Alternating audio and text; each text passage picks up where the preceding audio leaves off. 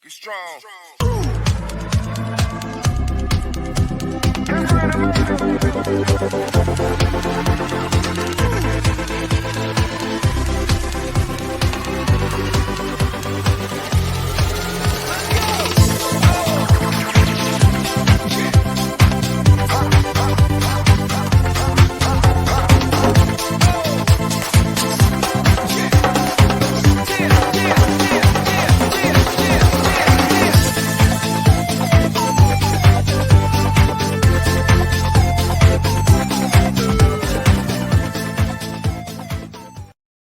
Alrighty, well, a very good morning, a very happy morning here on the Throw In with Justin. Welcome you guys to another episode, taking you guys up until 11 o'clock. And man, rolled out of bed this morning, had difficult sleeping, ready for the show. I got ready for a lot of conversations. Hey, baseball's over with. You know what? There's a lot of things going on. We're gonna, baseball's over with, regular season's over with, and now, right now, you would get a chance to set our focus down from 30 teams all the way down to 12 teams. As we and right now, and it's more specifically for this weekend, we got 8 teams to worry about. Right there are 8 teams now in the postseason that we are, that's going to be playing this weekend in the wild card. You got Seattle and Toronto. You got Tampa Bay and Cleveland. There's Padres over in New York to face the Mets. And then Philadelphia's taking on the Cardinals. And so, I came on here yesterday. I was like, man, it was a little emotional. Right? A little emotional because the season comes to an end and we are now moving forward to October baseball. And October baseball is, you kind of know, hey, every game, and I like it. This is the reason I like it. Every game's intense. There is a purpose for every single game now. And that's kind of how, it's kind of played out throughout the month of September. But I want to know from you guys, what did you guys take away, enjoyed, not enjoy from this 2022 season? I think it's definitely frustrating being a Cincinnati Reds fan and watching the Reds drop 100 games on the season. When definitely last year they were just games away from making it to the wild card, and then the year before that they were actually in the postseason. And with the extra team, as we see this year, not 2 but 3 teams are now qualifying for the wild card spot. With seeing 3 teams now, I thought for most teams that this was a big urgency to make it to the postseason. And one thing that you could take away from this season is that the collective bargaining agreement that was made back at the beginning of the year that delayed the first week of baseball, that was entailed and designed and formulated and formatted and positioned to help a lot of these teams that tanked. And unfortunately, and I hate to see this, to say it, to have to own up to it, but the Reds were one of the teams that tanked, and they tanked pretty badly. I mean, you look at having Luis Castillo, having Tyler Mahle, and I get it, injuries provoked from the get-go. I don't know if you want to throw it out. I don't want to ever sit here and put it on the players, because there's no excuses. These are professional players. These players are making big dollars. They should always be in shape, especially when it comes down to baseball, because you think about it, hey, as soon as the beginning of the season, as soon as the year begins, there's unlimited amount of resources. Half of these players are there's the fall league that's starting up. Half of the players, a lot of players go over to cross seas to play in Japan and to play in Korea. and the Dominican Republic, and those shortened seasons. Then basically January comes back and they're coming back in, and you could always go. You hear these players go out to the ballparks, tossing with one another, taking BP. Before they have to report to practice.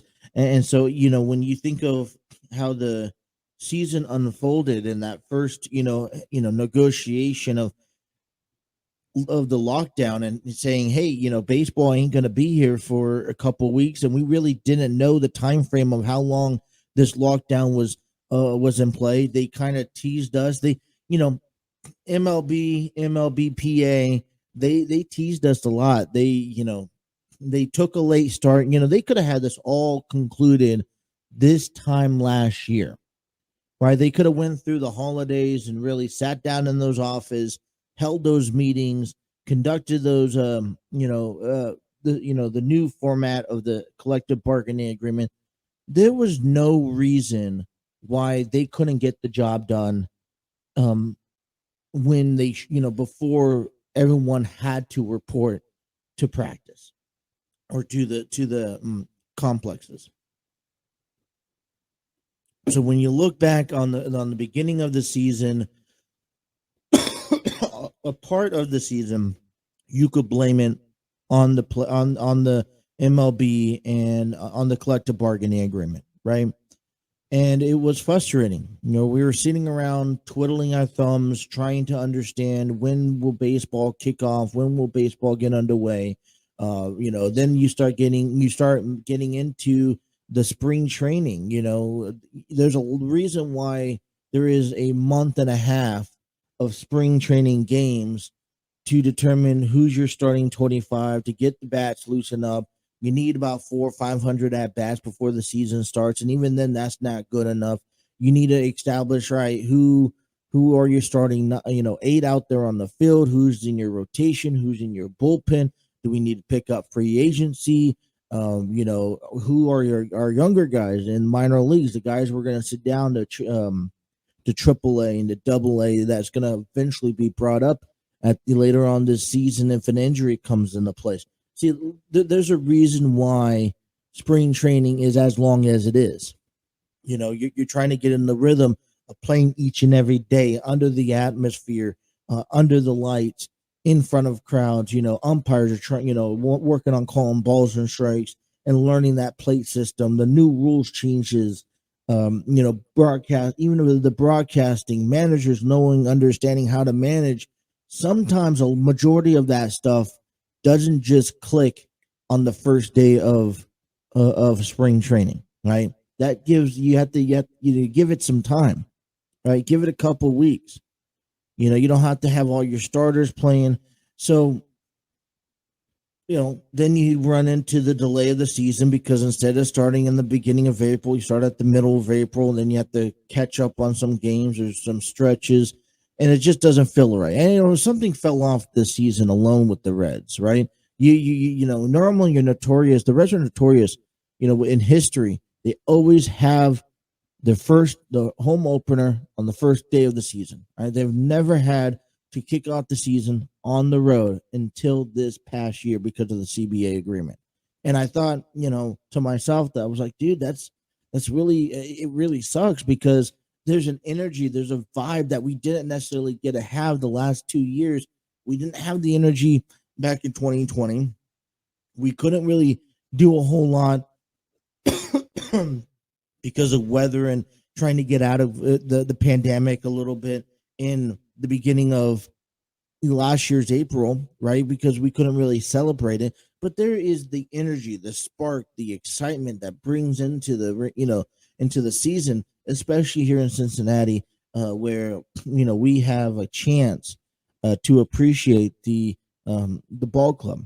So we did it back from there. There's a lot of things that has happened, the ups and downs, the comments that were made with the organization, the unloading of the roster, right? That really played a role. I think, when during the off season, when we got rid of Tucker Barnhart, Sonny Gray, Nick Castellanos, we didn't resign. Eugenio Suarez, uh, you know, when we departed ways with Jesse Winker, I really felt like we were gutted for the moment, right? We were forced to, hey, we have a couple good talents, but not enough on the roster to really get us through, especially after spending some years with these guys. That was really how I put it, that we really got comfortable with seeing night in and night out. I mean, we were really excited to seeing Nick Castellanos return. We were really excited to see Jesse Winker, especially all the stuff that they were able to do last year. Tucker Barnhart's been the catcher for the Reds for the longest time, and now he goes and moves off. And then we don't, and I think the only thing that I was satisfied about about the offseason was the fact that Eugenio Rosales was the person that was left, and I was saying this since last year, is that Eugenio Rosales just never kicked it off. And how long do you wait around on a third baseman when you have guys down in the minors that are looking to come up and they just need at bats and need playing time up in the majors? And it took Eugenio Rosales down into September. Sometimes a new atmosphere, sometimes a new change. You succeed better at him. Eugenio Rosales had a better season this year than he did last year. So one thing I want to take a look at, probably sometime next week, is we're going to dive into the trades that has acquired from the Reds over the past year during the offseason. The Luis Castillo, Tyler Mahle, Nick Castellanos, and Jesse Winker, all that stuff. We'll Tucker Barnhart. We'll dive in. We'll take a look at those careers, their career this season and how well they played. You think about it, Luis Castillo. Where did Tyler Mahle go? I don't think Tyler Mahle. No, he was with the Twins. But Luis Castillo, Jesse Winker, Eugenio Suarez, Nick Castellanos, former Reds players, all going to Raciel Iglesias. I know that was a few years back, but these are all players that have been able to, with their team, successfully approach the postseason this year. So we'll get a chance to talk about that, talk about the comparisons. The offseason is just getting underway. So what we have to start doing now is, we're talking about the postseason. Yeah, there's going to be times where we want to reminisce and talk about the good and the bad of the regular season for the Reds. But overall, we need to start focusing and dialing in to Major League Baseball 2023 for the Reds. Where does the Reds need to focus in on? Where do the Reds need help the most? Starting rotation, relief pitchers. Is it the position players on the field? Is it the at bats? Because I could tell you that there's more than one area that they need help on. And who is returning next year and who is departing ways. I think we need to establish that, who's on the free agent market. And not only that, who fits the main bill for the Cincinnati Reds. I think, that it's one thing to be on a free agent marker and to be I don't know, I'm going to say Manny Machado, right? It's one thing for Manny Machado to be on the free agent. It's another thing for when he decides that he gets to choose what team he wants to be with. And, it's about he's choosing the right team. He's going to choose the team that's going to treat him well. Great fan base for the Reds, from the organization. You have, is he going to get paid right? And is that team going to win? I mean, ultimately, I think teams, players go out there and take their chances with a different ball club because they want to win the game. And you ain't winning with 100 losses on the season. So we'll dive in just a little bit into the season, dive into the goods and the bads throughout today. NFL, I want to take us, we're finishing off in Major League Baseball. We'll also talk about the AL Central today. So I want to talk about the Central and how those divisions kind of, came about, for one moment, in the month of September, you had three teams in the AL Central that was competing, and that turned around so quickly. And in retrospect, I don't even know if the Cleveland Guardians deserve or should have been, the AL Central champions.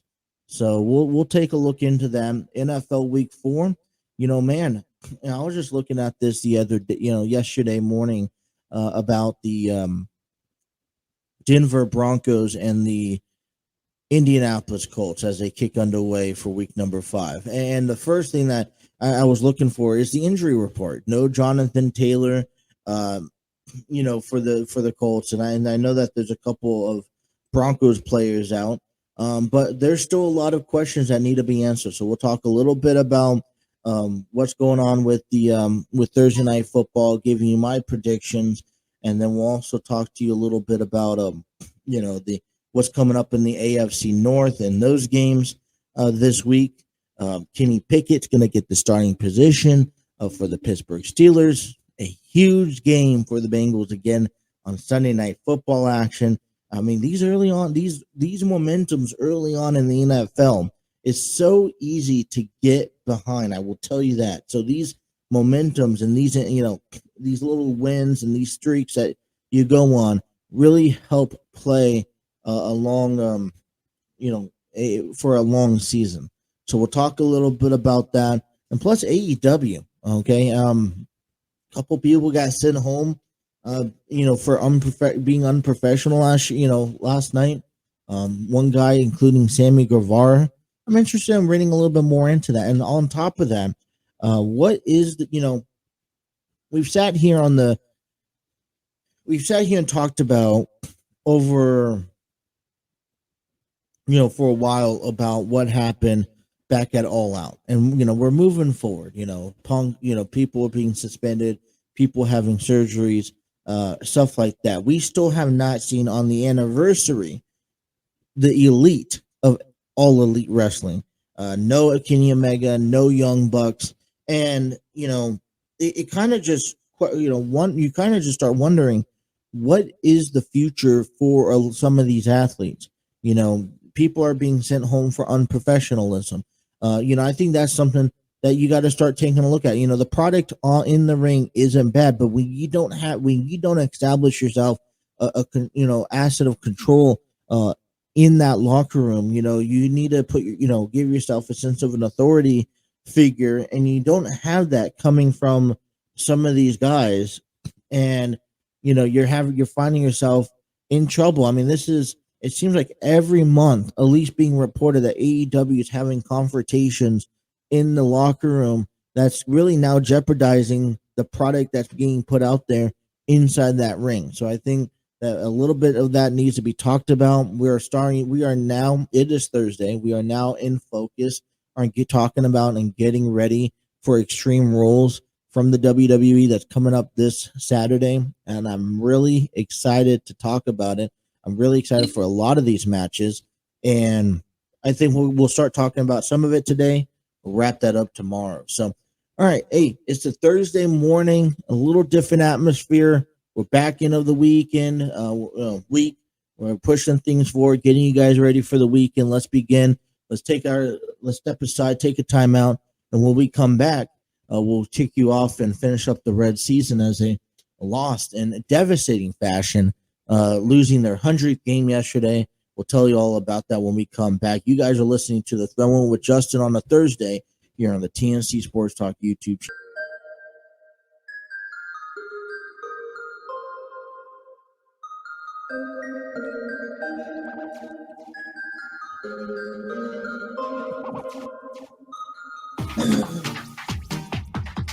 Alrighty, welcome back here. 9:25 here on the Throw-In TNC Sports Talk YouTube channel, picking you guys up until 11 on a Thursday morning. I want to give a big shout out and thank you guys to stream with the guys over there at StreamYard Studios for providing a online studio version to create podcasts, YouTube videos, host virtual business meetings, and even conduct their interviews. The TNC Sports Talk is a proud home of Stream, the StreamYard Studios is the proud home of the TNC Sports Talk YouTube channel, first and foremost. And, I talk about this every day because I encourage you guys, if you guys are out there looking to create your own podcast, to create your own YouTube videos, if you're looking to conduct interviews, if you're even looking to host virtual business meetings, they have a free option for you. You can put up banners, you can put up multiple screens, share the screens, and even have guests on at the hands of, dispense of your hands and a click of a button. So check out StreamYard Studios, StreamYard.com, and don't forget to look into their free version for the time being. Alrighty, Thursday morning, just kind of wrapping things up. Reds. I had a hope yesterday that the Reds could have swept the Cubs.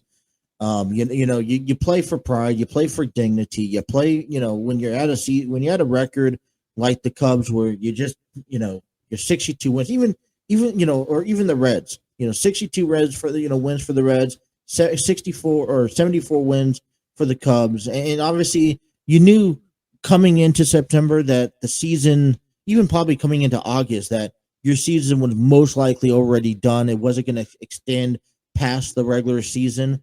And you kind of just felt a little upset, and you kind of wanting to now approach into next year. And, it was a frustrating weekend where the Cubs lost 3, where the Reds lost 3 against the Cubs. And then coming in, the one thing I wanted to avoid, losing 102, 101, hell, even 100 games. And they were close. Let me put it that way. 15-2, the Cubs win. Here are the highlights for the Cubs and Reds game 162 on the season here, as the season comes to a finale yesterday. So this inning becoming a real challenge now for Ashcraft. He had 2 outs, nobody on, but back-to-back walks to Horner and Higgins, and it brings up David Bodie. In the air, right field, going back, Fraley, back some more. That one is gone. Oh, he just tucked it over the wall. David Bodie the opposite way. Number 4, and the Cubs have jumped out 3-0. Bases full of Cubs. No run in. Bodie already with a 3-run homer today. Line drive, that's a base hit out into left center, and that's going to score at least 2. Higgins on the move, they'll hold him up as Nico crosses along with Velasquez, and the Cubs have opened up a 6-2 lead. How about a 5 RBI day for David Bodie so far? We're only in the 6th. He's going to get another crack at least, maybe 2. He follows up his opposite field home run with this double. McKinstry has struck out, grounded out, and singled. Deep drive to right if it's fair. Get out the tape measure for a long home run for Zach McKinstry. A booming blast, by far the longest ball we've ever seen Zach McKinstry hit. Way up over the bullpen, down the line and right. Only question, would it stay fair? It did, and it was gone by a whole lot. And here is Franmil Reyes. Bounced up the middle. Oh, it hit the bag. Kicks out into right center. Here comes Wisdom. And Reyes will knock in a run. And it's 10-2. Look at those baseball gods paying Reyes back. You may recall last time up there, hit one right on the button, but Donovan Solano snared it. Cost him a hit and a couple RBI. This time, smile upon him, and this ground ball bounces off the bag, and he gets an RBI knockout of it. Higgins the batter. Cubs lead 10-2. Line drive and a base hit out into right center field. And that's going to roll. Reyes around to score. Neat goes on his horse. Higgins into second. And it's 12-2. Everybody getting in on the act here this afternoon for the Cubs on the final day of the 2022 season. I have to remind you, fellas, there can only be one Star Baker every week, but we've got key performances going on here this afternoon. And Chris Morrell, Chase Anderson delivers. This ball is grounded into center field, a base hit. This is going to drive in a run as Higgins comes in to score. And Morrell gets into the act with a run-scoring base hit up the middle, and the Cubs lead 13-2. Franmil Reyes now, an RBI single his last time. Right field, that one back, and that one is gone. Franmil Reyes the opposite way. Big smile. And he ends his September home run drought. It's 15-2. Oh my goodness, 15-2. I'm just ready to get that over with. Hey, you know what? The season is done with. They put up some hits on the board. Cubs win 15 runs, 13 hits, 1 error. On the Reds, 2 runs, 7 hits, no errors. And a lot of the runs score coming into the game was the 6th, 7th, and 8th inning overall. Ashcraft goes 5 1/3, giving up 7 runs, 4 hits, 5 walks, 4 strikeouts, and 1 home run allowed. And, probably not the greatest way to end off your season. He moves to 5-6 on his record from a guy who kind of maybe had to step in a little bit this year, been up and down. And I think one of the problems, all right, when it comes down to your starting pitching, especially your starters, when it comes down to the pitching, all right, it comes out of the rotation. You cannot expect a guy that was supposed to be down in the minor leagues majority of the year to do the whole come up and come down. You can't versatile, especially young guys, to go, give you solid outings from the Reds. If you're, he's 24 years old. He's been playing all, half a season this year. He's 5-6, 4.989 ERA in 105 innings pitching. You think that, majority of the year, that's probably a solid outing. But he spent his time between the major leagues and the minor leagues this year. This year alone, he went from AA to AAA, was 3-3 in the minor leagues, 2.58. And there's a big difference between when you hit from minor league to major league baseball. There is a huge difference. And so, it's great to put in the work. It's great to see these guys come up to the plate, tackle on what they need to tackle on, and when, especially help contribute the Reds to some victories. But, you had the same notion, for the routine going on for practically the entire rotation. You never had a solid rotation to begin the season. And it was just so frustrating. That's the same thing that applied to Nick Lodolu, Hunter Green. A lot of these pitchers, Luis Cessa, they were not expected to. They were expected maybe to come up once, maybe twice at the end of the season. But you expected them to kick off the beginning of the season. And when you have, and I didn't think that the rotation coming out of the Reds, coming from the Reds at the beginning of the season was terrible. I just thought, you had Tyler Mahle, Luis Castillo, Mike Minor, Nick Lodolu, Vladimir Gutierrez, Hunter Green in the background, Graham Ashcraft in the background, Luis Cessa in the background. You have about, and with the combination of the front three with Mahle, Castillo, and Minor, you felt confident in sending Lodolu out there and Gutierrez on days 4 and 5. I felt a solid of 70, 75 wins coming from the Reds out of the rotation that they had. Now, when you complicate things with your 2 more veteran starters being out, so you rely on Lodolu, you rely on Green, you rely on Gutierrez to kind of lead the squad, right? Where you have Mahle, Lodolu, Gutierrez to lead the squad. Then you have to throw in Green, Ashcraft. You got to throw in Cessa. That kind of winds down a little bit. You don't have much in the back end, and you have these young group of guys trying to pave way a season that was already shot down to begin with. So the Reds loss gives them 100 games losing season this year. And talking about losing seasons this year, the Reds are among 4 teams this year alone that have lost 100 plus games. And I was just reading some of that in the statistics. See if I can pull it up here. And I was like, dude, this is pretty impressive. Oh my gosh, I don't have it. Anyways, you take a look at some of the 100 teams. All right, the Oakland A's are the only team in the American League to lose 100 games.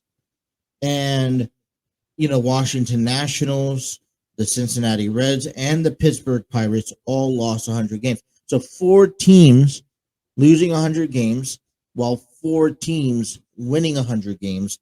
And MLB would have set a new record if the Yankees would have won yesterday, but they didn't. So, it's very impressive. It's actually very surprising how we've seen how the game change over the last 10 years, because 10 years ago, you may have one team win 100 games and maybe 2, but you don't see 4, 5, 6 different teams winning 100 games. And when teams win that many games, you obviously have teams that lose that many games. So it's an easy give and take in that sense. So unfortunately, the Reds just didn't finish off the season great. I take this, I'll take the positive note that, we can bounce back. We won the series against the Cubs and we finished off. So the Cincinnati Reds, just out of perspective, 62 and 100 on the season. They are 4th in the NL Central.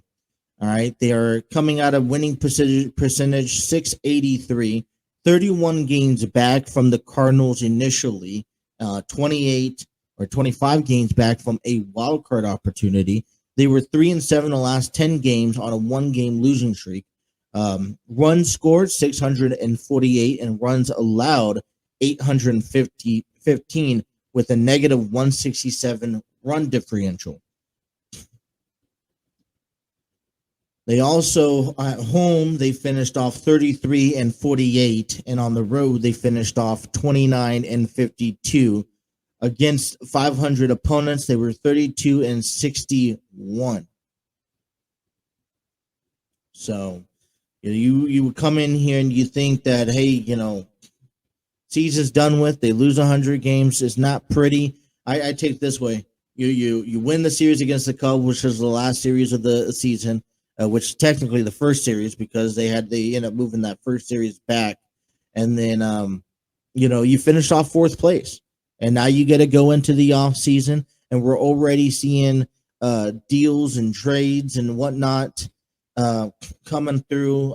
I know I just saw Mike Matheny in Kansas City being fired. There's going to be head coaches being fired. You got Mike Matheny being head coach in, Mike Matheny for the Royals, was let go. La Russa is not coming back. He's retiring at the end of this season. Players are retiring, stuff like that. And so we'll start keeping an eye towards that. But I think that just asks you the question: how did you think David Bell, handled this team on a losing season? How do you think, and like I said, where do you think that these players need to, move towards when it comes down to making changes? Is it the coaching staff? Is it ownership? Is it the, maybe it's, I don't know, maybe it's, the outfield. So we'll have to dive into that as we move along. But now our eyes are set on to the wild card series that begins this weekend, and we'll talk all about that when we come back. You guys are listening to the Throw-In on the TNC Sports Talk YouTube channel.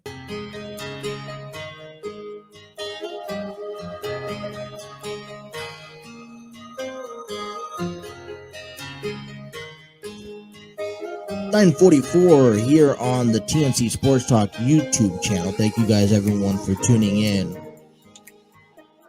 And man, listen, the Red season has come and gone. 66 players have played at least one game for the Reds organization this year alone, the second most since the 2003, where they had 57 players. And, let's take a deep breath in. It's a Thursday. It's the day after the regular season. So let's take a deep breath in and let's excel. Let's reset the clock. What we're going to do is give us a few days, a few weeks, whatever. We're just starting the All-Star, the offseason for the Reds. And we know that they got plenty of work with returning Mike Moustakas, Joey Votto, Nick Senzel. We're looking hopefully to return, with Jonathan India, Kyle Farmer, and I think these guys are a solid group of guys. Joey Votto's at the end of his career. Mike Moustakas could step it up. He hasn't really been the ace player the reason why we picked him up to begin with. So position-wise, I think we're solid. Or, I think that we could always add a few more guys in the bullpen or in the dugout as bench players, utility guys. There's going to be hard decisions on what to do with Aquino this year. Tyler Stevenson's supposed to come back. So those guys that we're putting out there each and every night, I'm comfortable with. All right. Yeah, we could use a few more at bats. Yes, we could use a few more defensive players. But other than that, I am comfortable as of right now. It's the rotation because we have no veterans. We have no depth in the rotation. And then the bullpen. The bullpen really disappointed us last year. And I was really, I was satisfied. I'm satisfied overall with what the rotation was able to give us with what they were given to us from the beginning of the season. Luis Castillo, Mike Minor out at the beginning of the season, spent 2.5 months on the IL. Vladimir Gutierrez, Nick Lodolu, two guys who were already came up through the last season, working their way through. They were trying, and Tyler Mahle, let's not forget about Tyler Mahle. These were guys that, that you felt comfortable putting out there, but they didn't belong at the top of the rotation. And then you throw in rookie guys like Hunter Green and Luis Sessa and Graham Ashcraft. Great guys, I think great developing guys. But the problem is that you're putting them in a position where you have to kind of force their hand into, hey, I got no veterans for you to go off of. Normally, you could get Hunter Green in a one-on-one conversations on a day-to-day basis with Luis Castillo. And each time Hunter Green, Luis Castillo pitches, you could have guys like Ashcraft and Green and Lodolu sit down in the dugout, watch him, watch his techniques, watch how he handles certain situations. And when you don't have that because either they're injury, because they're due to injuries or because they're traded, what do you have to go look for? Okay, you're going to look for one another, which you guys are on the same level. When Lodolu and Hunter Green, they're looking among each other because they're put together. They're one-on-one. They're evenly matched. They're not far from apart. Luis Castillo is up at level 10 while Hunter Green's at maybe level 3. So, there's a lot to learn. And I think it's important to get depth into that bullpen, rotation. At least 1-2 solid key starters that you can rely on every 5 days. That when you go out there and you felt comfortable, right? I felt comfortable that when each time Luis Castillo came out onto the mound, that you were able to get a solid outing from him. I was comfortable out of that. I was comfortable with Tyler Mahle. I was even getting comfortable with Nick Lodolu because we were seeing the repetitions. But with these younger guys having to now come in, and we know that the future we don't know if the Reds are going to go pick up any veterans for that rotation. So we are going to have to continue to work with these younger guys. Now, what's good on this season is that you have an eye. Now these guys have a taste of what the major leagues look like, what they provide, what it brings to you. So it's important to relay that, learn from it, and with a veteran, maybe 2, hopefully 2, at least, you can have something lined up where this next year's starting rotations much better. And let's not forget, because that's the same thing that goes with the bullpen for the Reds. They didn't have a great bullpen, and if it was either the Reds starting pitching sucked and the bullpen was great, or the rotation was amazing and the bullpen sucked. Just in yesterday's game, in the bull, you sent Ashcraft out there for 5 1/3.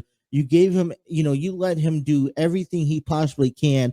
Gave you every last out and last pitch that you could possibly give him before you took him out of the game. And I respect that. Okay. But most of those runs was also thanks to the hands of the bullpen. Now, there was the veterans that came in, not many veterans, that came in that did not perform the way that they used to perform in other years. So I think yet again, that's another key issue, is that you need your rotation and your bullpen to be synced. And not at one point this season that they were synced. And the only reason why the Reds, on the days that your rotation was good, it was because also the Reds put up runs. And, and when the bullpen was sluggish, and if you were able to win the game, it was because the Reds put up enough runs to where the bullpen just couldn't allow, 3-4 runs to come across to, change the game's complex. So there's a lot, we dive into the offseason. We'll look at the pitching staff, what if anything needs to be changed. And I don't know if it will be changed, and I don't know if the Reds are one of the teams that will be changed. But, the CBA agreement, the way that this is formatted, we're not supposed to – we're really – it was designed so that teams that tanked couldn't tank, right? That's the whole reason why we added another team, position slot to the playoffs this year, because we wanted to give every team that opportunity to win the ball, to make it to the playoffs. And yet you still saw teams like the Marlins and like the Pirates who really just tanked their teams. And you could even assume that the Reds tanked, with their performance, losing 20 of the last 26 games of the season. That's not acceptable, right? That's not acceptable from a fan base. That's not acceptable from a player point of view. That shouldn't be acceptable from an organization. So we'll take a break. We'll breathe a little bit, maybe take a couple weeks to decide, all right, before we really relook at what the offseason has in store for us. And, we'll be paying attention to all the news and highlights. And I'm interested over this weekend to see if anything happens. And I don't know, our teams are going to jump ahead and really start trading and dealing and wheeling, to become a better team. But, we know one thing for a factor is that the Reds did not finish off with the great season. All around the board, between the front office to on the field, underperformed, and we expect a lot more coming out next year. All right, you guys, postseason is upon us, and we have our matchups, and we actually have our times and dates for Friday, at least, I believe. And we'll talk about just Fridays for the moment, because what I'll do is tomorrow we'll talk more into Saturday's times, and then if they have Sunday's times, now I'm hoping I really want to call a couple of playoff games, and I really want to call a couple of playoff games. Probably Saturday I'll probably call one, and hopefully maybe Sunday if a game is upon us. Now times are subject to change, especially on Sunday, so we'll stay tuned with that. But not many pitchers are scheduled to pitch, but Friday we have 4 games in front of you, right? We got all but one, but the Cardinals, who have decided what pitcher they're throwing out there for game number 1. Coming up, the kicking of things off at noon tomorrow, the Tampa Bay Rays take on the Cleveland Guardians to begin that 3-game series. You got McClanahan taking on Bieber, first pitch 12:07. Following that, and a matter of fact, is going to contribute in the midst of that one, the Phillies take on the Cardinals on ABC. So the 2 wildcard games is going to be available on ESPN. And the second game starting at 2:07 is Philadelphia and St. Louis. That's going to be on ABC. The 4 o'clock game between the Marlins and the Blue Jays, you got Castillo taking on Manoah. And then for the nighttime game, 8:07 p.m., the Padres throwing out Yu Darvish taking on Max Scherzer and the Mets. Remember, we called that game back on Saturday with the Mets and the Braves, and then he had a really, really good outing.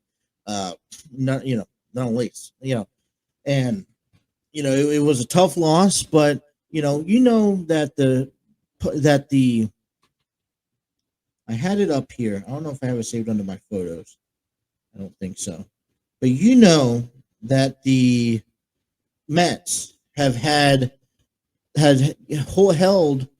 the NL East all but 8 days of the entire season. That's crazy to just think of. Between the Mets and between the Braves, right? Between Mets and the Braves, I'll just talk about this. I posted it up. I know I did that. If I can find it. The Mets have held days in first place from the Mets was 175 days. Days in first place from the Braves, 8 days, and yet the Braves took the National League East not by surprise, but they had to do a lot. And so it's gonna, does this take effect on the Mets because they've been on a little downstretch as of late? The questions going into this postseason, this wild card weekend. On top of that, let's not forget about, what do we think about Toronto Blue Jays? They just got off of a doubleheader yesterday, so they're on a short stretch now. They were on the road. Not only that, they had to go back to Toronto that last night, and they're probably tired, and they're probably going to is that going to thrive them and slash them into this weekend for a success with the Mariners, or could we see that affect the Blue Jays, costing them the wild card series? So we'll those are questions that we want to look into throughout the season. But hey, listen, I want to first of all just say thank you to everyone who's followed along the Reds. I know it's been a tough season, and I know the Reds say thank you, and I want to say thank you as well because it's been a tough season, and we've had to sit back and we had to watch Milwaukee and St. Louis kind of just surprise us. And talking about finishing up on the NL Central here before we dive into it. Matter of fact, you know what? This is perfect because we're talking about the AL Centrals and the divisions. We're actually going to talk about that to begin hour number 2. So we'll get a chance to talk about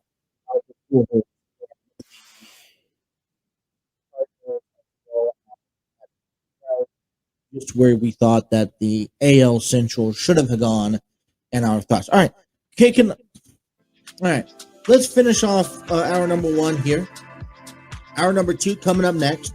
We still got AL NL Central comparisons and thoughts. We have that's the last thing we have. We want to get into Thursday night football, start talking about that. And then also AEW. Listen, it has been a struggle, I think, in the locker room as of late for AEW athletes. A lot of confrontations, sent home Sammy Guevara, as well as Andrade, or just in last night, another confrontation. It seems like they have that more often than not. So I want to talk a little bit about that. We'll get a little bit into Extreme Rules, talk a little bit about that. Busy hour number 2 coming up next. You guys are listening to the TNC Throwing on the TNC Sports Talk YouTube channel.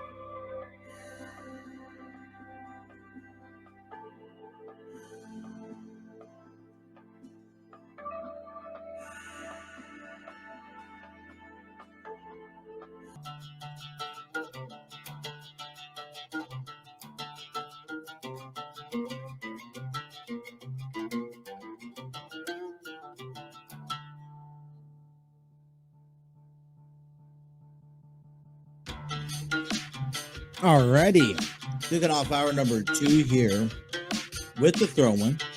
Justin, that's me, on the TNC Sports Talk YouTube channel. Hey, if you guys miss any episode, any segment, you guys want to go back and listen to us. Maybe you guys are at work. Maybe you guys are driving in the car.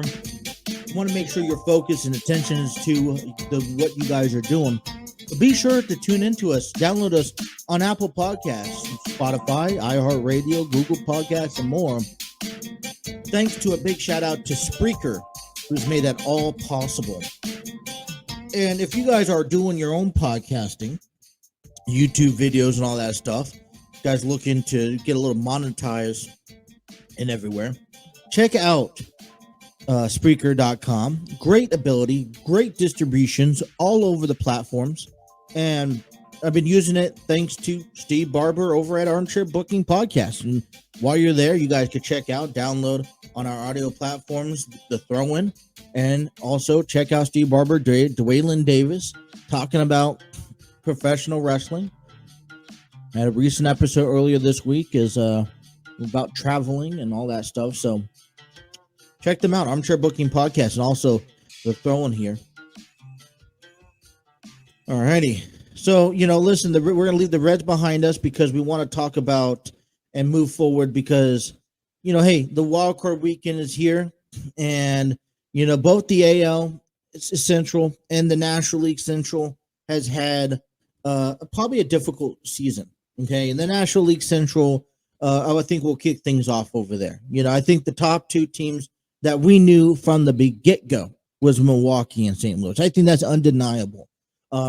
Listen, I mean, I was very, I became an Albert Pujols fan when he went to Anaheim. That was just my nature. That's how I contribute. That's how I kind of became open to him. Otherwise, he was a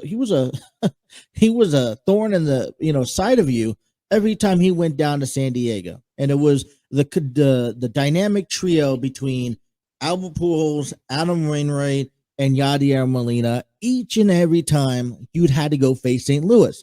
And, it's one of those things where St. Louis has always been a good baseball team, right? Even the years that they don't make it in. And it's going to be, and it's one of those things where, when you hear, if you're any other baseball team, right, and you hear, hey, you got to go face the Dodgers, hug. You got to go face the Cardinals, hug. You got to go face the Red Sox or the Yankees, now the Astros. It was like a drilling sensation every time you heard you had to go face the Boston Red Sox, the New York Yankees, the Houston Astros, the New York Mets. Watching the Nationals was at one point a big ugh in the season.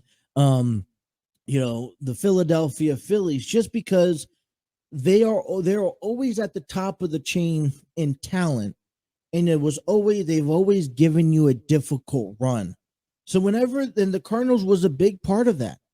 Growing up, especially as a Padres fan, every time you heard, we've had to face the Cardinals in the postseason when we won the division, and we still didn't last. And listen, let's forget about the 2020 season where the Padres finally beat the Cardinals, and then they went on to lose to the Dodgers. New test, new formats, great. But, I mean, overall, I just find it, it was a kind of a thorn in the side if you were, if you're facing the Cardinals, and because you had these players, and even after, Pujols went on to, Anaheim and joined the Angels for the 10-year span, we always knew that the home for Albert Pujols was St. Louis, and he was never going to be forgotten. And to see Pujols, to see Wainwright, to see Molina back at it again, I think it was a big set up for disaster when the Reds had to go in and play them, because we didn't have matching talent to go compete with St. Louis Cardinals. We have a little bit more matching talent to go compete with the Chicago Cubs, with the Pittsburgh Pirates. So you felt more comfortable facing that division of those teams in the division. But every time he went up against Milwaukee, listen, Milwaukee handed our asses on a silver platter last year. They did the same thing this year. St. Louis. So it was a little emotional this year watching these three, compare. And it's one of those, it was one of those things because you're not in St. Louis, because you're not following the Cardinals so closely, and they were kind of quiet the entire year. They were making a splash, but from a distance, right? They would go back and forth with Milwaukee several times throughout the year. I've always thought that Milwaukee had another division in them. I didn't even know that St. Louis would have, even won 90 plus games. And how can you not hate or despise the Cardinals going to the postseason because of these three men? Adam Wainwright, Yadier Molina, perfect 1-2 punch combination as pitcher and catcher. And then the historic moment of Pujols going 700, hitting a 700 home run at Dodger Stadium a couple weeks ago. Then you go on, he goes on to surpass Babe Ruth in the RBIs. And, then you find out last weekend or last Sunday against the Pirates that all three of them would just walk off into the sunset fashionably.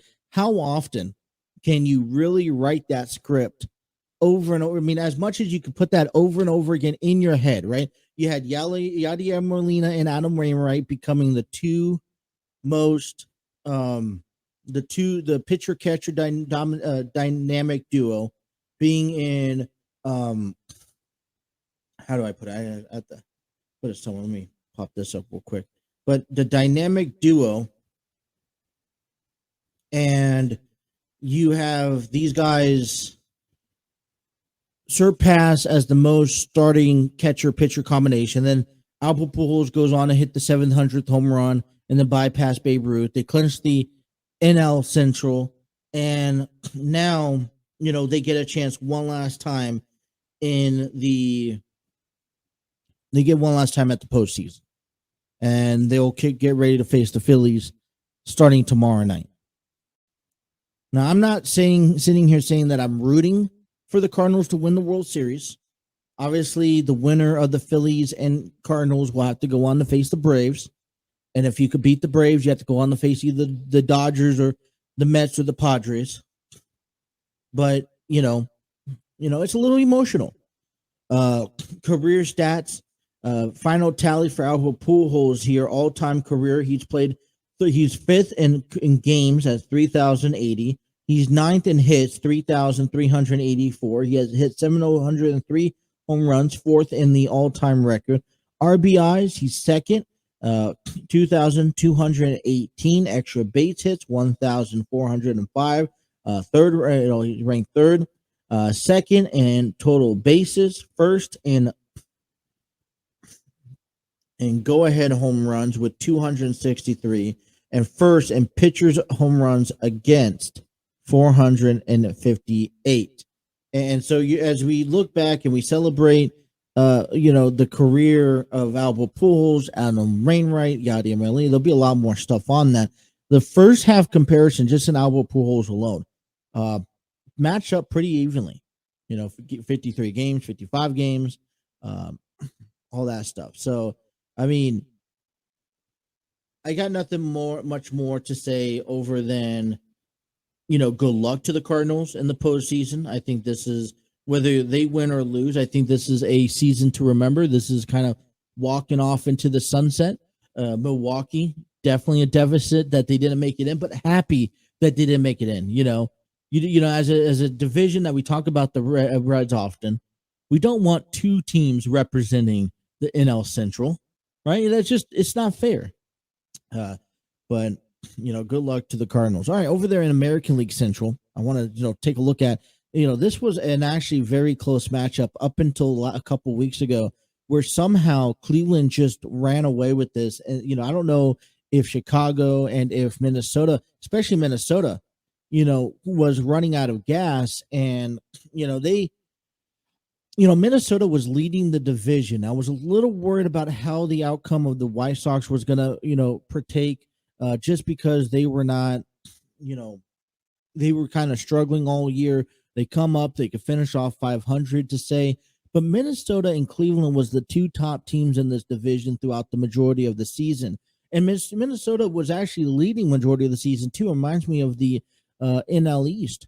And then, the series where in September, where Cleveland faced Minnesota, and then, in several games, a matter of fact, and then they got to go on to face the White Sox, and they just dominated the middle of the September, and Minnesota just fell apart from there. They finished off 78 and 84, 14 games back, and it kind of was like, this wasn't a winning team to begin with. They finished off at home 46 and 35, but they just couldn't muster up enough wins on the road. And Cleveland really showed the entire Major League Baseball that, hey, listen, it is about the end of, how it goes to.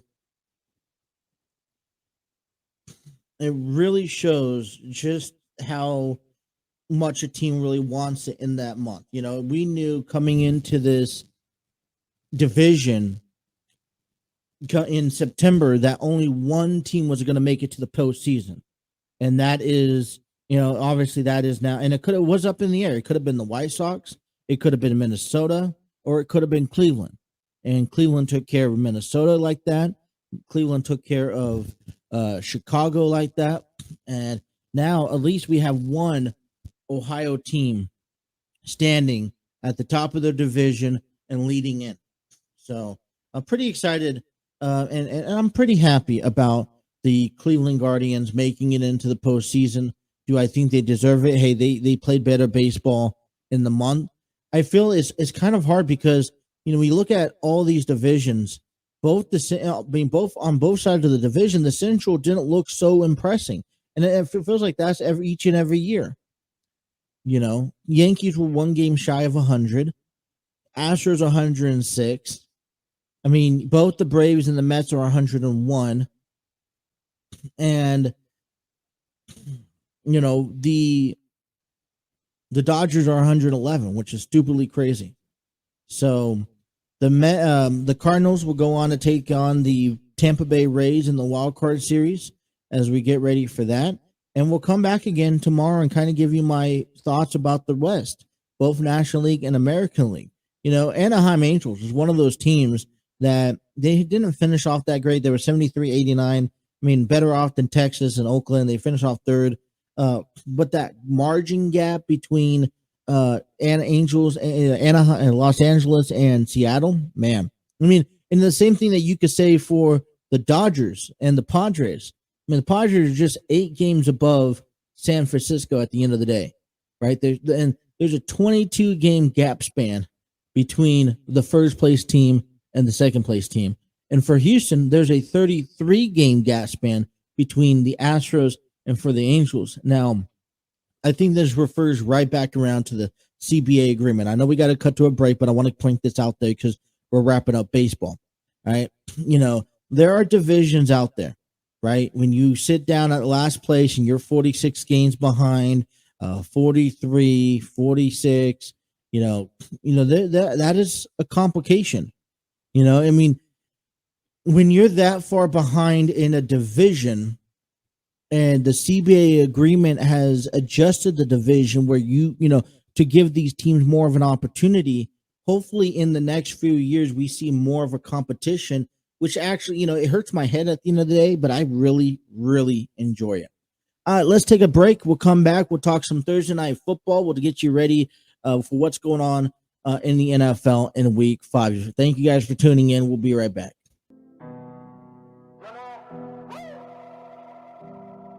Sé lo que quiero, verme abajo, pero no puedo, Nunca confunde el amor, la plata y las mujeres, vicio los fajos y los placeres, Thursday night football is in action here. Week number 5 kicks off with the Indianapolis Colts taking on the Denver Broncos. And I'm going to be straightforward with you guys on this notation. I'm not very impressed with this Thursday night football game. Last week between the Dolphins and the Bengals, there was something to fight for early on. And I mean, maybe because it's early on in the season, and that's why I'm finding it difficult to find something for these two teams to really play against and to play for. And I got one opinion. They both of these teams have something to play for, but they're just not that impressive to sell me on, hey, I got to stop what I'm doing to watch Thursday night football. Right? I tell you guys this each and every week, and I will preach to this, and it's my firm belief until the cows come home, at the end of the day. Right? Thursday night football is the stepping stone. It sets the way for how the NFL weekend is going to unravel. All right, we saw last week, and just a comparison, Tua Tagovailoa got injured last week on Thursday night football. The Bengals beat the Miami Dolphins last Thursday on Thursday night football. How did that prevail itself into the NFL week number 4? Let's take a look back at that real quick, because I think that's important, right? I mean, the AFC North dropped all of their games last week, helping and now sparking up that division, because coming into this week, it's anybody's game. Minnesota went over to London with the Saints and beat them 28-25. The Bills surpassed and now looks to dominate the AFC East, especially after Tua's injury. Cooper Kupp and the Dallas Cowboys are looking to return back. They're going into the Rams territory. The Chargers finally get back up on a winning track. The Colts drop another game. I mean, the impact of Thursday night football paves the way for how the NFL plays in that weekend. All right. The Buccaneers. Tom Brady had another incredible game, but the defense lost the game for them. All right. The Rams mustered up 9 points in a loss to the San Francisco 49ers. So you think, just imagine how this week would have turned out if Tua Tagovailoa never got hurt. All right. The concussion protocol would have stepped up, wouldn't have been so, particular. The injury protocol wouldn't be so particular. You're forcing the hands of NFL officials to really step up their game and to really take a thrust into making sure these guys are protected on the field. That doesn't, what was Tua's win could have affected the Bills' victory last week. Arizona picking up a victory over Carolina. So there's a plenty of reasoning behind this on just how the outcome is. And coming up this Thursday, coming off both teams losing in week number 4, you dive into there is a couple things that we want to look out for on Thursday night football, but it just doesn't gravitate my attention to, hey, let's stop what I'm doing, let's turn into the game. And I think there's a lot of people that are going to turn into the game because it's Thursday night football for one. There's no baseball for two. We get ready for the playoffs tomorrow, and that's pretty much it. That's all I can think about. I mean, unless there is a college football game that you prefer turning into and looking at. I mean, I don't know. Is there a game on tonight? Yeah, there's a couple of games on. Well, no, there's no games tonight. All games tomorrow. We'll talk about that tomorrow. But, I mean, okay, so let's dive into why do we want to look at the Colts and the Broncos. All right, let's start off this way. It's going to be on Amazon Prime. So if you don't have Amazon Prime, or if you're not locally, you're not going to watch the game. All right, the Indianapolis Colts come in 1-2-1 on the season, as the Denver Broncos are 2-2. So pretty fairly equaled up. All right, fair shot. The last time they met was October 26, 2019, where the Colts beat the Broncos 15-13. So I'm not really expecting this game to be like a 35-33 game. I'm not expecting that. I'm expecting it. I'm probably calling it about 24 to 28 points Denver, and about 17 to 24 points Indianapolis. All right. I do have the Colts, the Broncos favored in this game, but this is a reason why.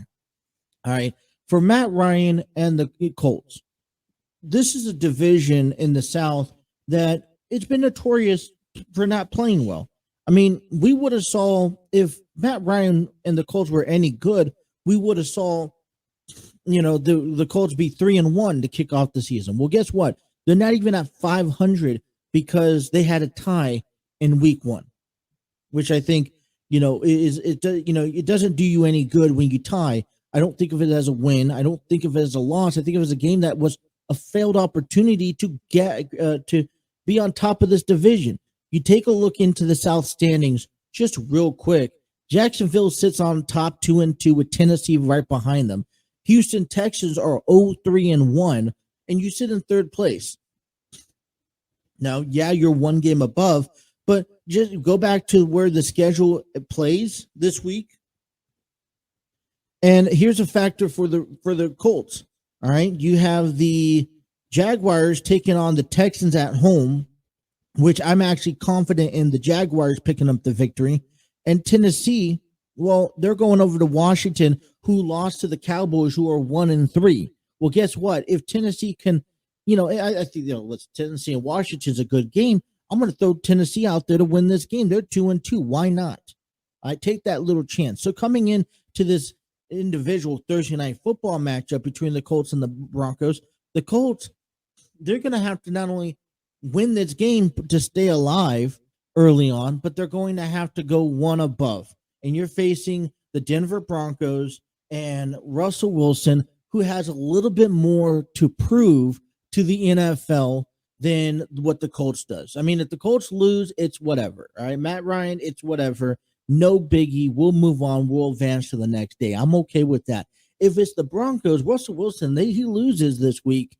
I think people are already pretty concerned about the Broncos and this coming up season. You don't want to get behind Denver or Las Vegas. You're already neck and neck with the Chargers. You're trying to follow up on the Chiefs here who are dominating the West. I mean, this is the West. I've told you about this at the beginning of the season, that this is a division to look out for with all these quarterback star power. Russell Wilson hasn't been playing great, and this is the game under the spotlight that is in the front and center, and it's not Monday Night Football. It's not the back end of the week. It's the front and center of the, week 5, that it's time to set the tone. It's time to set the Broncos' turn and how they're going to have the season, come up with the season. They're in Denver. They're at the Mile High Stadium. All right. The altitude is much different. I don't know what the temperature is going to be like, but there's more perspective or more intel for the Broncos to pull away with this victory than the Colts do. Okay. And the Broncos are just not ranked that high, right? I mean, the Colts for some reason are ranked 10th. I mean, in the, in passing, but 27th in division. I mean, their Broncos are ranked about a 500 football team, right? And although, defense, the Colts are ranked higher on passing, the Colts are ranked extremely high. Rushing is all the way down. And yes, offense, the Colts are ranked higher. But here's what you're going to run into this weekend. You don't have Jonathan Taylor, so the rushing game's out. And what about for the Broncos? What about their injuries?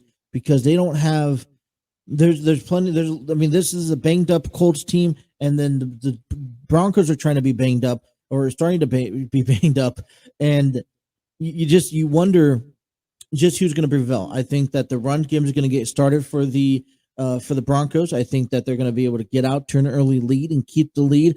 I think it's going to be a little difficult. You're going to find it difficult for Matt Ryan to little score in this game, and I may be completely wrong coming into tomorrow's show. But I strongly believe that the Indianapolis Colts is going to lose to the Broncos tonight. So that's my prediction: Broncos over the Colts. That is just Thursday night football. Couple key games that you do maybe pay attention to as we head into week number 5. Pittsburgh, all right, in the AFC North, taking on the Buffalo Bills. I mean, yes, Bills beat the Ravens. They're most likely going to beat the Steelers this weekend. But you're also keeping a look out for Kenny Pickett because Josh Tomlin says that they're going to throw Kenny Pickett out there. Now, I'm not going to compare him to a Ben Roethlisberger. I think it's premature to compare Kenny Pickett to Ben Roethlisberger. But you got to, if Kenny Pickett's going to be your future quarterback, this is the time for at least the next 4 to 6 weeks to give him the reins and see where he is going to stretch out. He's going to have to face some of these good teams, and this is the only test to see just how good he's going to be with the team that the Steelers put together. So staying patient with Kenny Pickett, I think, is key. Also, the Chargers are over in Cleveland. It doesn't seem like the Chargers could get onto a rhythm. Now, Jacoby Brissett, he's been average throughout the season. And, the Browns have everywhere chance, shape, or form to beat the Chargers on Sunday.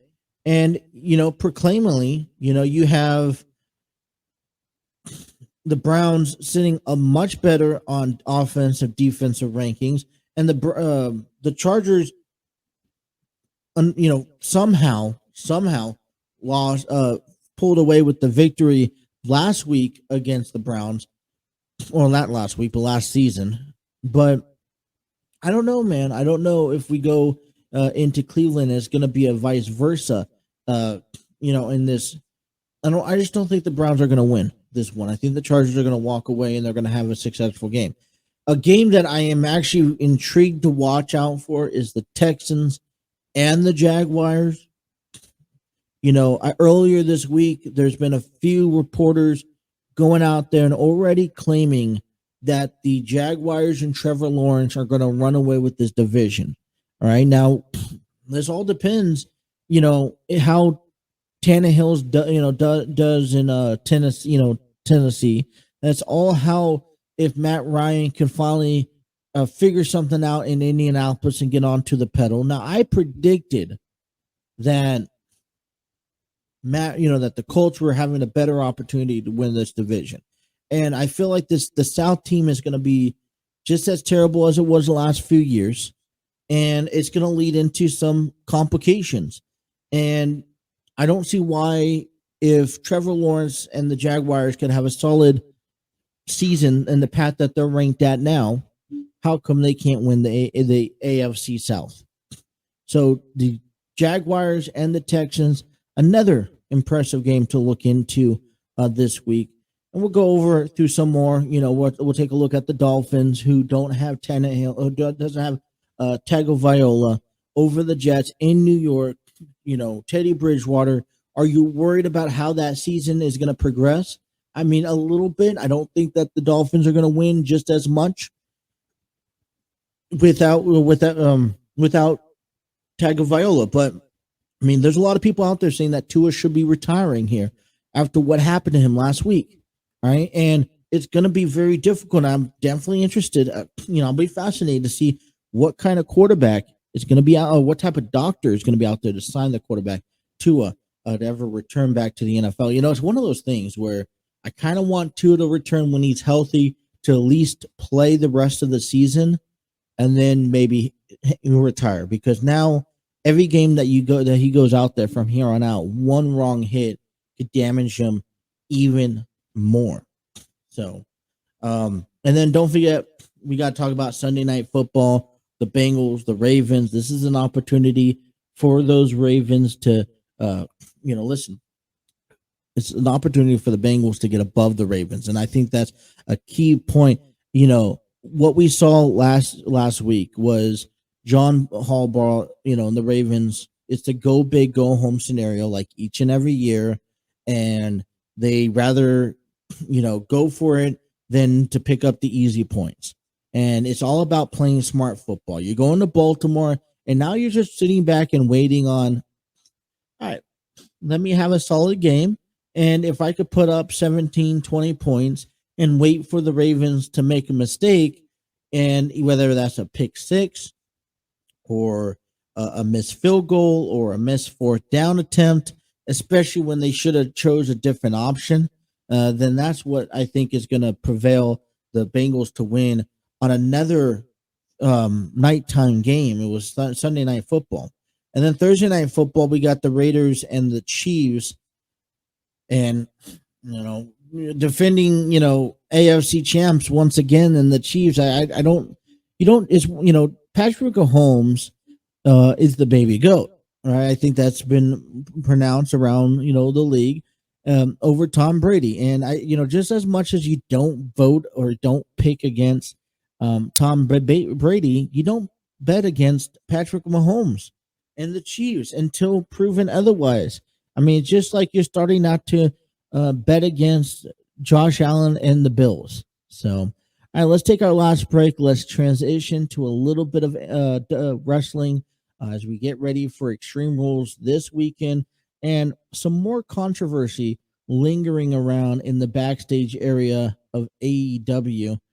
Is that a good thing or is that a bad thing? We'll talk about that here next on the TNC Sports Talk YouTube channel.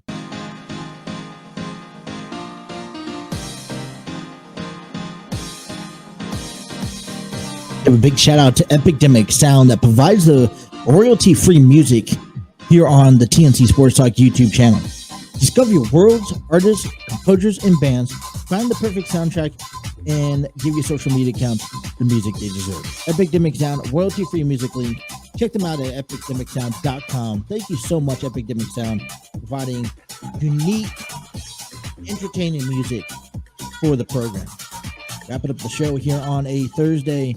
And, we don't talk a lot about wrestling as of late. It's been all about baseball. It's been all about football, just because those are the key highlights of what's been going on. And I don't want to get too much into some of the stories that, I don't know about. But one of the things that really just over the last couple months is, just the impression of how it's the impression of how just the simple notion of the backstage brawls and the uncontrollable scenery that backstage of AEW has. And I don't know if that's a good thing. I want to hear from you guys. I mean, there has to be some sort of order. I get it. Not everyone is going to be happy with everything that comes across their table in professional wrestling. Sometimes, here's the way I think about it. I know there's a lot of professional promotions, wrestling promotions out there that try to appease each and individual as they are. But here's where it gets again, because I'm going to relate back to a little bit of NWF. I'm not going to, you're going to get matched up with guys that you like, the guys that you have great chemistry with. And I get that, right? I mean, that's what puts on a better product when these athletes could get on the same page and they could go out there and put on a great show. And I'm 100% on board with that. I agree with that. But at the end of the day, this is your job. This is your profession. Sometimes you're going to have to get into things and say things that you're not going to want to do. You're going to have to get in the ring with some of the athletes that you don't want to get in the ring with. You're going to have to cut promos and say things about athletes that you don't want to get. But at the end of the day, whatever you do, it needs to be left out in the ring. It can't be taken back with you backstage unless it's business related. And yet again, we come out, it's the same thing that, CM Punk, and maybe I say this is both wrong ways. All right. CM Punk should never talk negative about the company, although it's best for business. We see sometimes we've seen it with MJF all the time when he talks against the company. And I don't know how much of that is, reality or how much of that is just part of the gimmick and the storytelling that MJF is so brilliantly telling people.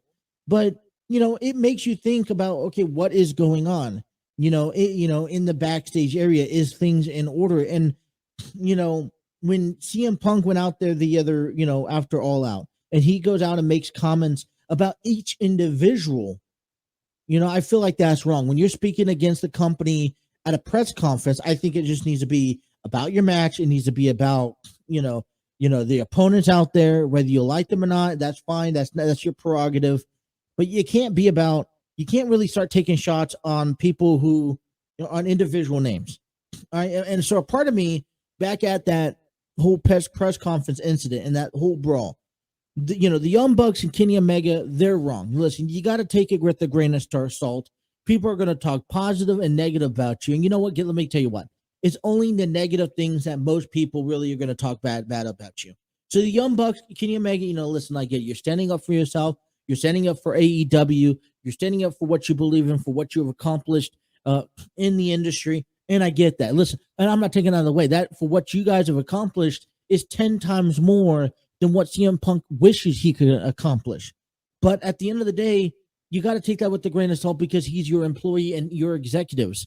You're executives under a profession, and you wonder why you guys got suspended. But at the same time, Punk should have, hopefully Punk doesn't return to AEW. I'm sorry to say this. A lot of people will probably be upset, but I sure hope Punk does not return to AEW just because, and I hope that he doesn't return to wrestling, period. I mean, if I'm WWE, I wouldn't allow Punk back in. If I'm AEW, I wouldn't allow Punk back in just because right now he draws the negative attention. And, I'm sorry, Tony Kahn, but you're not the NBA and you're not the NFL, and handling these negative attentions is not your strong suit. You're not Bill Belichick. You're not, Jerry Jones.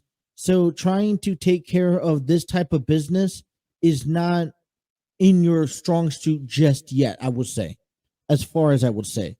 And then last night we see confrontation with Andrade and Sammy Guevara. And in my opinion, is what the hell is going on backstage? It seems like now every month or so, there's another altercation. And there shouldn't be an altercation. Now, both of them got sent home and matches got suspended and got postponed. And, it's a bad image on on AEW because now it shows and it seems like there's no control. There's no authority being put in place in the locker room, behind the scenes. There's been earlier this year, there was a big report about AEW being one of those about the veterans speaking out on AEW saying that, hey, these younger guys are going to do whatever they want. They don't care. They're not really listening to the elders, to the veterans. And it's very disturbing. And so yet again, we see we see another two, maybe, they got sent home for suspension that involves into the matches that were supposed to be, given last night. And it really, in my opinion, ruins and starts hurting the business when you have to go to this extreme measurements. And when this is a repetition among other athletes, you've seen, there's been, rumors about confrontations with Chris Jericho, Andrade, MJF. There's stuff in the background, in the backstage area. I'm like, dude, just come in, do your job, and that's it. Leave. Simple as that. They should keep it in the ring, and maybe there should be a time for that in the ring, but come on. You're starting to hurt the business that is paying you, that's feeding you, that's giving you putting the bread on your table. And I think that's just a little unacceptable. So we'll see how this is involved over the next few weeks. We'll, obviously pay attention to what's next, but it's frustrating to see this on a daily basis. I mean, Tony Kahn pulls Andrade El Idolo versus Preston 10 Vance from AEW Rampage. Trios title match will take its place.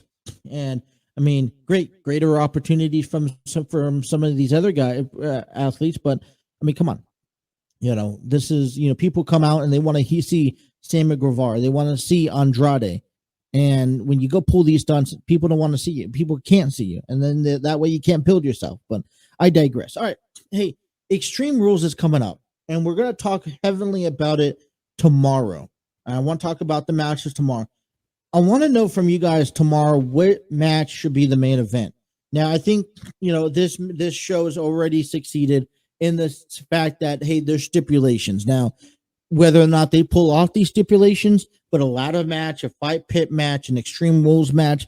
And over the last few weeks, we've seen on both ends, Raw and SmackDown, that they're really starting to express, even in NXT, they're really starting to express the notion of, hey, this is going to be an all-out brawl. And I really think, in my opinion, and tell me if I'm wrong, that WWE needs something like this. All right, I think they need something like this twice a year. And I don't think you have to name a pay-per-view or a premium live Extreme Rules. in order to make this, a stipulation or a Hell in a Cell, right? I mean, you just need to have this scattered throughout the year. And now we see an I Quit match. We're seeing, and let's not forget about next week's Halloween Havoc, where we see an ambulance match. And I like to throw that in as part of the whole title long. I like to see that on the, listen, this is what I would like to see. Okay. I would like to see kickoff shows, right? Where they usually have a match or two, be from NXT, right? Bring up the new talent, let them perform a little bit in front of that crowd before the actual show begins. But overall, we have ourselves a great pay-per-view. We see Judgment Day. Now, here's my concern, all right?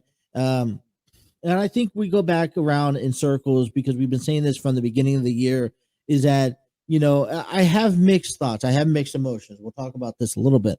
But AEW, but when it comes out of WWE, when you start using guys like Edge and Rey Mysterio and AJ Styles, and that's great. They're all fantastic talent. They're all great guys for younger talent to come in and take a point to. I love what Judgment Day's been doing with them, the trio there. But, realistically, you're trying to take them up for your show, and they're just, they're only going to be able to provide you with so much entertainment. You're only going to sell so much seats, and when is it time for, especially a guy like Edge, to really hang up the boots? I'm sorry, just hang up the boots, my man. I appreciate it. I love you. You're a great athlete, but let's not get over carried with ourselves. But what match do you think should be the main event? Is it the triple threat? Is it the 6-man tag match, brawling match? Is it the fight pit? I'm telling you right now, Edge and Finn Balor, great chemistry. Now, if it was Edge and AJ Styles, I think that would be 10 times better. But, Edge and Finn Balor, I think we'll have to do. And I think this has been something that, Edge has been wanting to work with Balor as of recent. And I get that, right? This is just something that, Edge is... the fans know his career is starting to wind down, starting to be over, and I get that.